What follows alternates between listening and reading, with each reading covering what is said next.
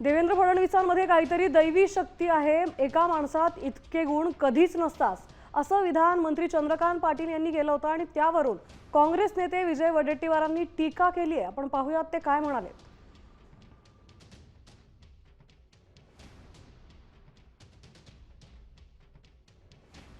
हे तर नक्कीच आहे की ह्या माणसाला काहीतरी दैवी शक्ती मिळालेली आहे।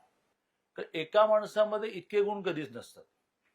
म्हणजे तो संघटकीय असतो, तो राज्यकर्ताही असतो, तो मित्रही असतो, तो वाचतोही प्रचंड, तो लिहितोही प्रचंड, तो कुटुंबवत्सल आहे।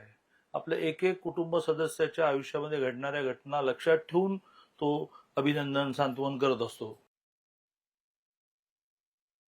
चंद्रकांत दादा आसारामचे कदाचित चेले असावेत, म्हणून त्याला अंतर्ज्ञान होत असावा, किंवा राम रहीमचे चेले झाले असावेत। पृथ्वीवर कलियुगामध्ये कोणामध्ये दैवी शक्ती आहे किंवा त्यांनी बाबा रामदेवकडून किंवा ते बागेश्वरकडून वगैरे काही कला शिकली असावी, म्हणून त्यांना या प्रकारचा अंतर्ज्ञान झाला असेल, म्हणून अशा प्रकारची गोष्ट त्यांनी केली। साम टीव्ही मला बघायला आवडतो, कारण त्यावर दाखवल्या जाणाऱ्या बातम्या रिलेट करतात।